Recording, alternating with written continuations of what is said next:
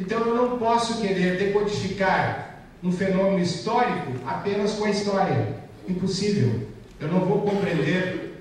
Como que eu vou compreender, por exemplo, a questão Guarani no Rio Grande do Sul, sem eu trabalhar a geografia, sem eu trabalhar o aspecto político, sem eu trabalhar o interesse científico dos jesuítas?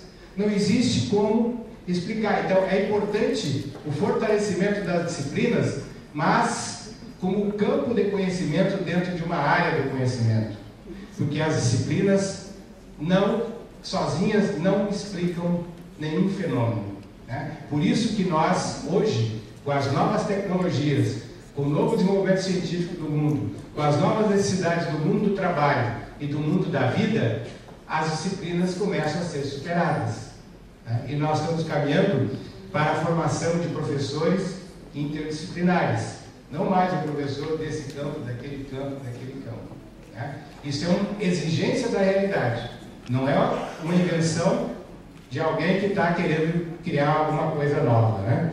É a exigência da realidade, é o processo. Então, a gente tem que entender que as disciplinas, elas são produtos de um outro momento histórico.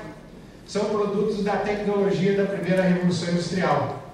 Quando, a partir do século XVIII e XIX, surgiu a necessidade de mão de obra mais qualificada, pelo menos com domínio das primeiras letras e das 4 operações, que surgiram os grandes sistemas de educação pública na Europa e depois nos Estados Unidos.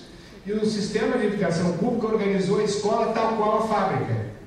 E a fábrica, na época, trabalhava com a lógica de parcelamento de atividades do trabalho, de funções parceladas, de cada um fazer uma parte. Passou-se isso para a escola e organizou-se a escola tal qual a fábrica. Só que é importante citar que essa fábrica praticamente não existe mais. Mas o Taylorismo Fordismo, que foi a teoria de organização do trabalho que foi transposta para a escola, fragmentou o conhecimento, resolveu dividir o conhecimento em disciplinas, que não era assim antes. Desde a Idade Média, o conhecimento era por grandes áreas, né? Retórica, matemática, as linguagens, a música, enfim, né? E agora nós temos a fragmentação total em disciplinas, porque tal como na fábrica, onde cada um deveria fazer apenas uma pecinha do produto, na escola também cada professor deveria só saber uma pecinha do processo de formação, né? É a lógica que hoje está sendo superada. Então, hoje é preciso que a gente entenda a totalidade, né? E ao entender a totalidade, ao entender a multiplicidade dos fenômenos e a necessidade do diálogo entre as disciplinas e da articulação, isso é mais do que isso, é o diálogo, uma articulação e um planejamento conjunto e o estudo dos mesmos fenômenos, né? Porque nenhuma disciplina vai explicar isoladamente o fenômeno. E acho que é importante... O governo está na posse. Espera só um pouquinho. Esperamos um pouquinho. É importante que a gente trabalhe essa questão do método, né, que a gente vai produzir o conhecimento, porque aqui nós chegamos a uma incongruência. Por exemplo, muitas vezes nós fazemos um esforço muito grande para que os alunos aprendam o conteúdo do livro didático, e tem que aprender todo o livro didático, e tem um programa de conteúdos, né? Na realidade, aprender o que está no livro didático não é a construção de conhecimento.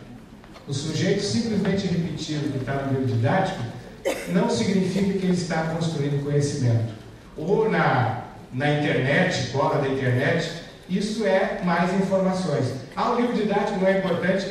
Mas como ferramenta de informação, para construir novas compreensões do mundo e da realidade.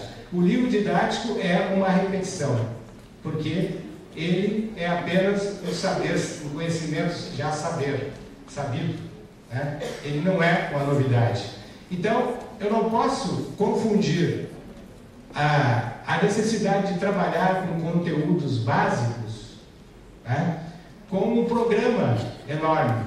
Eu posso selecionar 2, 3 conteúdos num curso interdisciplinar e trabalhar só aqueles conteúdos e desenvolver todo um programa.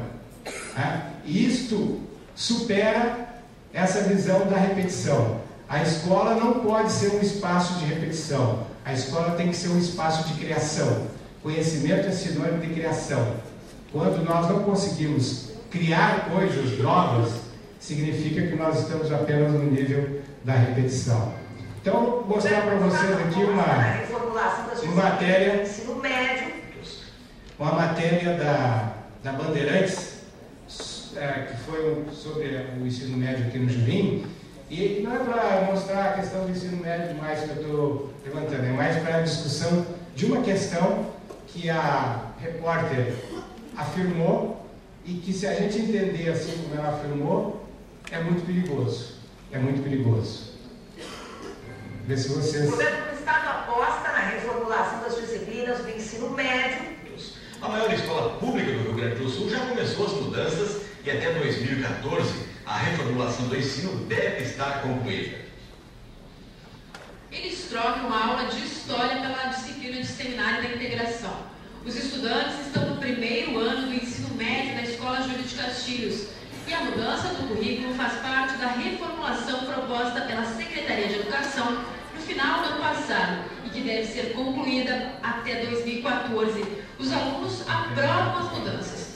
Eles utilizam o conteúdo das disciplinas normais para discutir temas da atualidade. É mais uma forma que a gente tem de relacionar os conteúdos e intercalar assim, as matérias e entender porque cada uma faz parte da nossa matéria. Os assuntos dominantes são sexualidade na adolescência, drogas, violência nas escolas, o bullying também é muito retratado. E tudo isso são os anseios, são aquilo que o estudante quer debater. A maior escola pública do Estado tem hoje 36 turmas de estudantes no primeiro ano do ensino médio. No entanto, para a conclusão do ensino médio, são 13 turmas. Para barrar a evasão escolar, o colégio iniciou neste ano um projeto de iniciação científica para manter o estudante na escola e fazer com que ele conclua o ensino médio. Fazer com que ele conclua o ensino médio não é vaga. Então se buscam alternativas e essa é uma das alternativas que até agora está dando muito certo. Os exemplos adotados são apostas da Secretaria da Educação para tirar o Rio Grande do Sul da 8ª posição no Índice de Desenvolvimento da Educação Básica, o IDEB, no que diz respeito ao ensino médio. Na avaliação, o Ministério da Educação faz uma amostragem com escolas públicas e privadas. O índice calcula o desempenho dos estudantes em português e matemática, taxas de aprovação, reprovação e os casos de abandono escolar. No ensino médio, no Rio Grande do Sul, a taxa de reprovação chega a 20% e mais de 10% dos estudantes que começam não concluem o curso. Este é o processo pedagógico que está em curso. Formação de professores em serviço, a modernização tecnológica e a inclusão digital dos nossos alunos. Serão entregues agora, ainda esse ano, os tablets para os professores do ensino médio com conteúdos pedagógicos. Tem uma afirmação que foi feita ali, que as aulas de história foram substituídas por temas. Isso seria um equívoco. Eu sei que os professores de Jurim não estão fazendo isso, mas isso seria um equívoco. Quer dizer, nós não podemos, na interdisciplinaridade, as disciplinas não se diluem. Elas precisam ser a base da construção do conhecimento. Por exemplo, se eu vou discutir bullying e violência, eu tenho várias referências históricas para fazer essa discussão. A questão dos direitos humanos tem origem aonde? Lá na Revolução Francesa.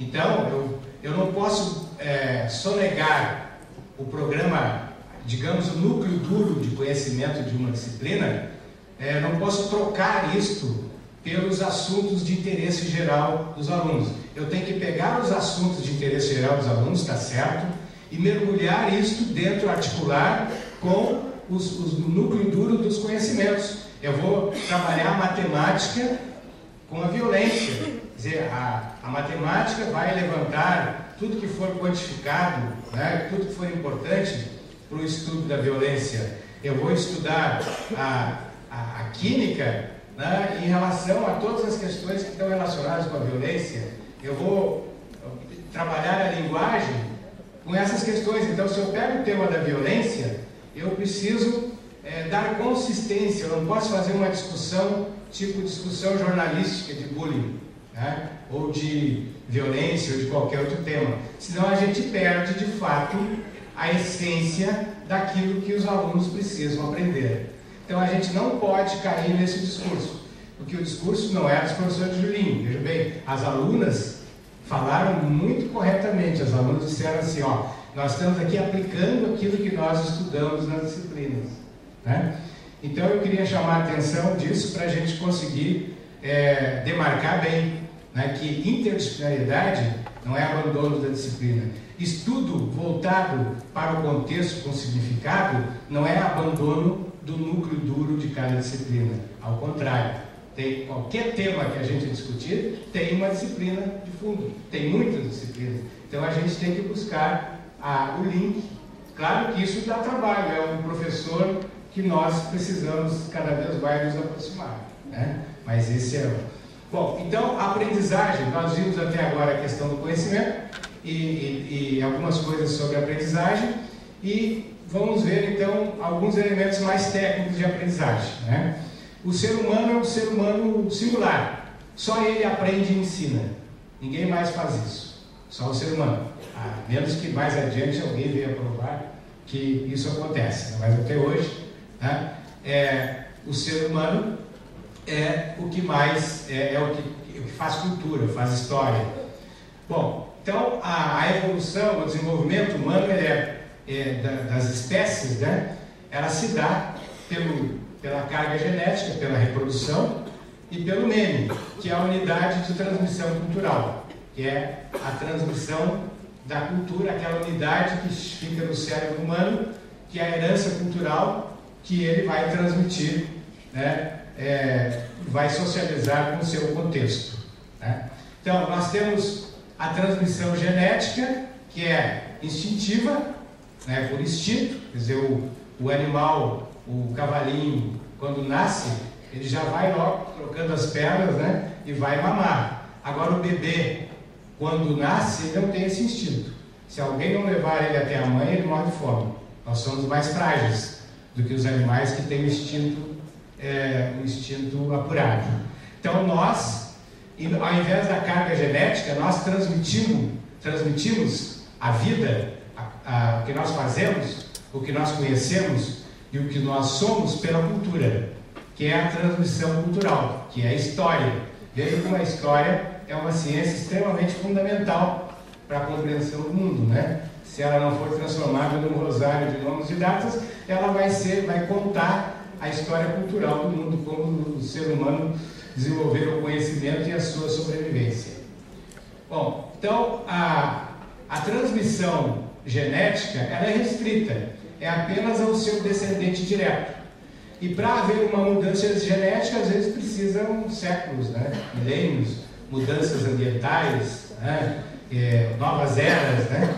Enquanto que a transmissão cultural, ela é ampla e ela é impessoal, ela é possível para todos os sujeitos. Nós podemos agora estudar um texto da Grécia, acabamos de trabalhar um texto grego aqui, né? Então, a transmissão cultural, ela é uma transmissão ampla e restrita, né? Enquanto que a outra é restrita. Então, o ser humano tem algumas características que são próprias, que o Paulo Freire coloca muito bem, né? Que é